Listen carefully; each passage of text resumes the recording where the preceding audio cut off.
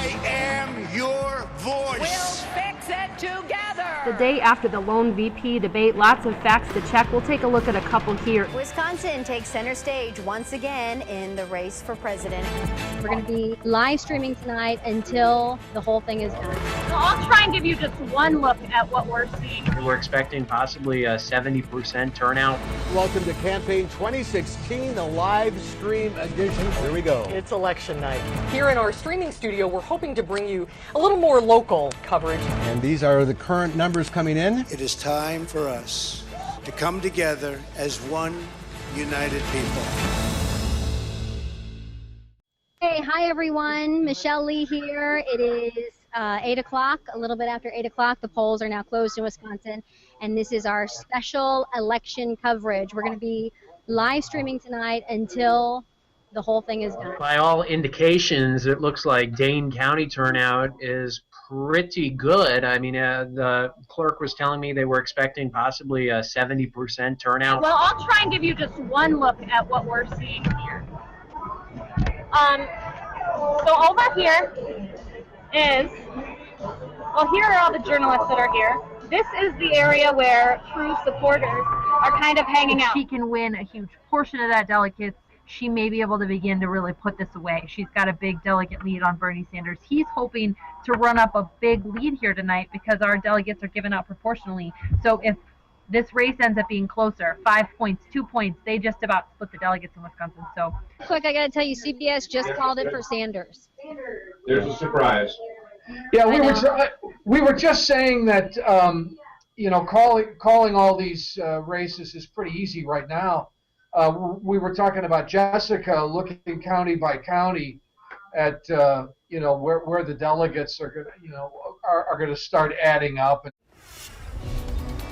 Presidential candidates are looking to do damage tonight in Wisconsin's primary election. Final results are still rolling in right now, but CBS News has already called the presidential race for both parties in Wisconsin. Vermont Senator Bernie Sanders, the projected winner of tonight's Democratic primary. Now, when it comes to the Republican race, CBS News is declaring Texas Senator Ted Cruz as the winner here in Wisconsin. God bless the great state of Wisconsin. this is a big deal for Ted Cruz tonight. He's calling this a turning point in this race.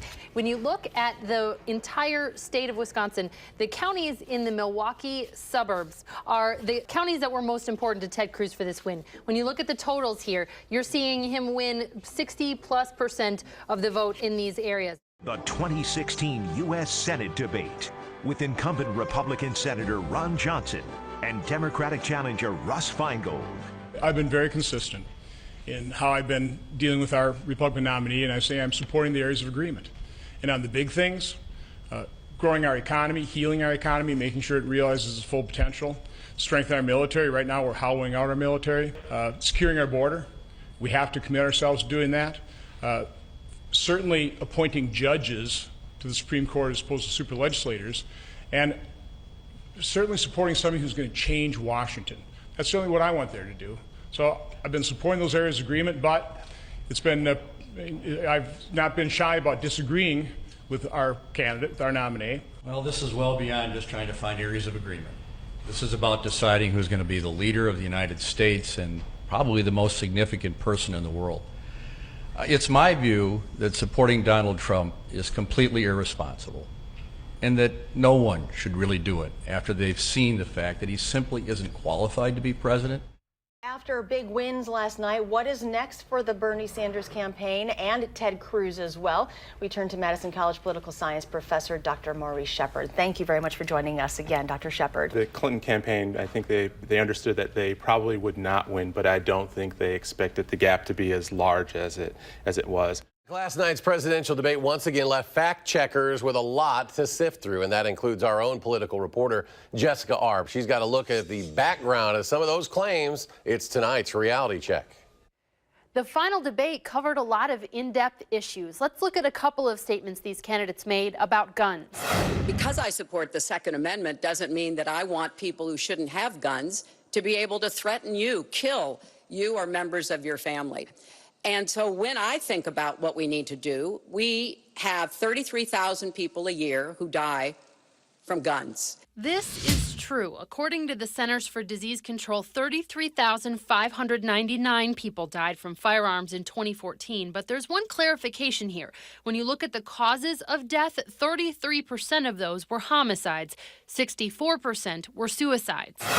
In Chicago, which has the toughest gun laws in the United States, probably you could say by far, they have more gun violence than any other city. This needs clarification. First, Chicago does have some restrictive gun laws, but recent reports have shown many of the guns involved in violent crimes are coming into Illinois from other states. Well, hey there, it's the day after the lone VP debate. Lots of facts to check. We'll take a look at a couple here in a reality bite. Here's what Republican VP candidate Mike Pence had to say last night about the Clinton Foundation.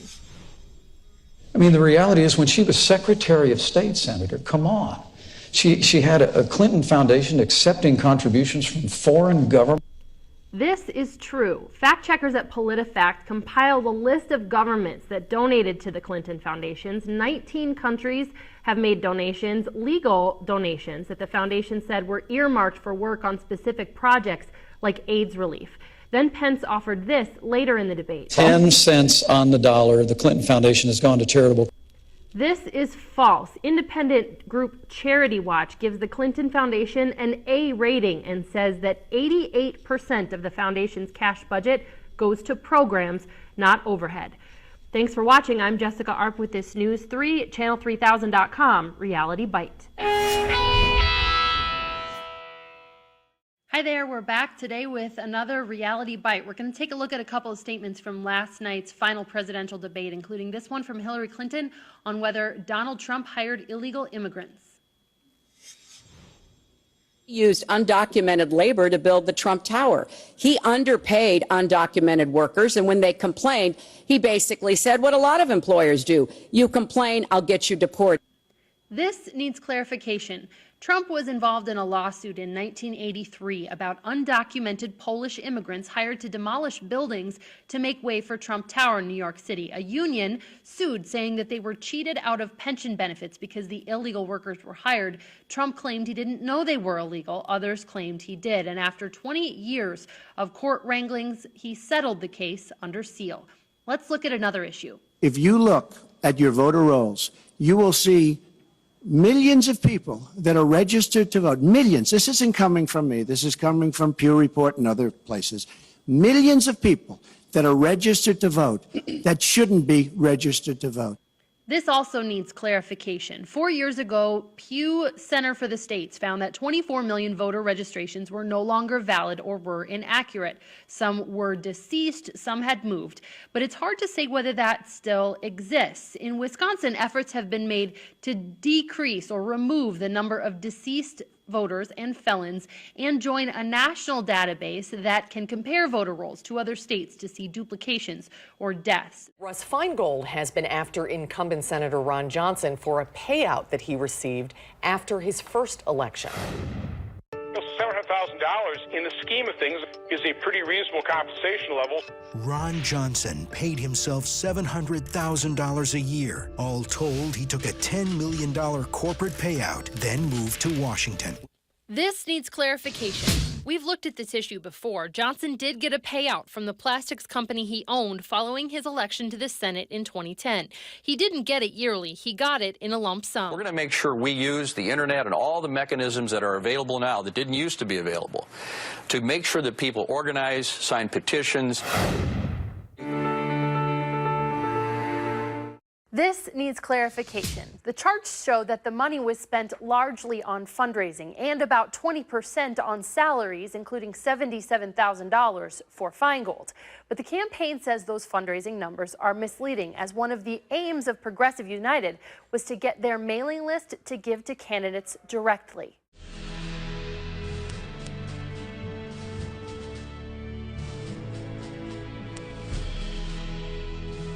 Good Good evening, everyone. Welcome to Campaign 2016, the live stream edition. Here we go. Here we go. It's election night. Here in our streaming studio, we're hoping to bring you a little more local coverage that you can kind of watch in addition to the national coverage. Sure, today. and make comments on Facebook or Yes. Channel 3000, and we will comment back and answer them. Let's kick things off with Adam Schrager. He is at the Oshkosh Convention Center covering the Trump-Johnson race. Adam, good evening to you. There are two campaigns that are operating out of here this evening. The first being Ron Johnson's re-election campaign, and then also Donald Trump's efforts to become the 45th president of the United States. They are being run out of this Oshkosh Convention Center as well. We want to welcome in Matt Schuck. Thank you for joining us. You are the communications director for Trump here in Wisconsin. Tell us what you're seeing out there, what you're hearing so far from the polls this evening. Well, like a lot that has been surrounding the campaign, we have a lot of enthusiasm with our supporters. Joined by Ken Murrows, the political science professor at the UW. So, how are things looking so far? Well, it's interesting that there are some of the races that were regarded as true toss-ups really do appear to be. All right, let's go to Dave Delosier, who is down in Rock County with Paul Ryan. Speaker Ryan arrived here at his watch party about an hour ago. He's been mingling with his supporters. Lots of smiles, I will tell you that. We're getting some numbers in the U.S. Senate race. Yeah, we are. Let's take a look at the map if we can. And these are the current numbers coming in. And we see that Russ Feingold is winning in Rock County, but this is very early on, just 10% of the vote in, but it's 58-39. He's expected to win there. All right, we're going to go to Leah Lynchide now. And she's at Madison East High School, where they are still voting for another 25 minutes. Hi, Leah. The reason for that is because of a fire alarm that happened earlier today that cut voting short for about half an hour. Nobody was allowed to vote at that point. There was a little bit of a concern that some people may have missed the opportunity to vote. So where does Feingold have to get some votes tonight? Well, I mean, Dane County, Milwaukee County, Besides- those are the spots, and you know, turnout's been good here, so I think that'll help them at the end. But Well, Rock County is also a big source of Democratic Rock County votes. is a Democratic county by and large. And lacrosse. I think And you got Western to look to Wisconsin, yeah. lacrosse to see what he can get. I look to Stevens' point. I mean, that Portage County has generally been a very strong Democratic county, but Ron Johnson was up by a couple of points. Trump was up by a couple of points. Sean Duffy was up by double digits. You know, Julie Loss of the State Center will probably survive a tough fight. But, you know, some of those places may have been flattened down a little bit. Here's the map from 2010 for the U.S. Senate race. And you can just see Milwaukee, Dane, Menominee, and Dave 12 votes in Menominee. Up in the northwest Boy, counties. that's very interesting, though. Yeah. What a stark contrast. And lacrosse is here. Feingold got 50%, Johnson got 48%. We want to thank you for spending the last 6 hours with us. We started our evening election coverage on live before this afternoon. We've been doing interactive live second screen coverage since 6:30. Wisconsin's 10 electoral college votes are what put Donald Trump over the top to get to 270. Show us on the map, if you can, Jess, what happened from 2010 or 2012 to now. Yeah, I mean, you can see a dramatic difference. This is the map as it stands in Wisconsin in 2016. When we change this to the 2012 presidential election, look how much the colors change here. I mean, Barack Obama won Western Wisconsin. He won Southwestern Wisconsin pretty heavily. I mean, when you look at the vote total difference in 2016, it's about a 26,000 vote difference between Trump and Clinton here. You don't see that number on here, but there are 152,000 people who voted for third-party candidates in Wisconsin in this election. There were a lot of folks in Wisconsin talking about Evan McMullin. Right. And Jess, thanks so much. Appreciate it. You're welcome.